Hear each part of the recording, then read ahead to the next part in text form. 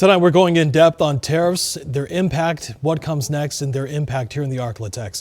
Joining us live tonight to talk about it is Douglas White, the director of the Center for Business and Economic Research at LSU Shreveport. Douglas, thanks so much for joining us tonight on the news at 6. You just heard that story. We've been talking about this 3 straight days. Jamie Dimon, the head of Chase Bank, talking about the R word, recession. At what point would this really become a reality that we would hit a recession? Well, I think the Atlanta Fed said that the probability of recession has gone up to about 60%.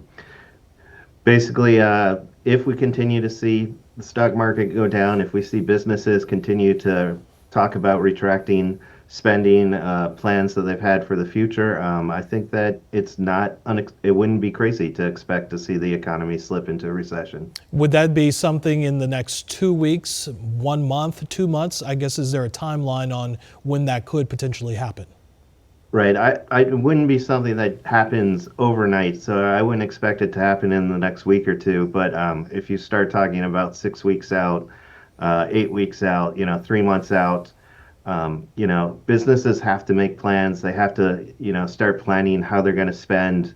And all this uncertainty means that they're going to withhold those plans. They're going to put those plans, on pause. And that's going to cause the economy to slow or at least not grow. One word that we don't want to talk about, I know it's made a lot of us sad thinking about this, is a depression. Are we a long way away from that as well, do you think? Or I think we're a long way from that. What would it take for us to get to a depression? There's a joke economists like to tell that what's the difference between a recession and a depression, and a recession is when your neighbor loses his job, and a depression is when you lose your job. But if you talk about a depression, you're talking about a recession that lasts for multiple years and has really, really high unemployment. And that's not something that's likely in the cards. We have policies and programs now to try and prevent that. When we had COVID shut down the economy, we only reached, 10% unemployment, and we were out of that recession probably within 12 months or so. So recession, yes. Depression, no. Not all doom and gloom. If you are looking to get into the stock game, possibly start investing, is now a good time to do so because of what is happening?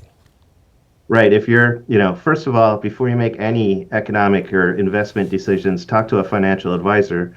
But depending on your age, if you're young, if you're 20 or 30, you have, 30, 40 years to have a time horizon. So, the market going down is not necessarily a bad thing for you.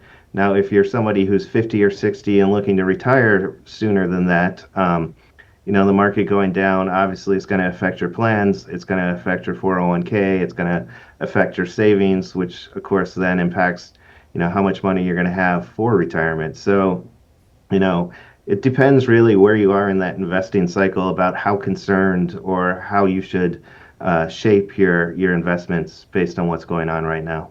All right, Douglas White, we appreciate the time, the knowledge, and the information. A lot of folks definitely waiting, worried to see how this all plays out and the long-term impact that it could have. We do appreciate your time. Thank you.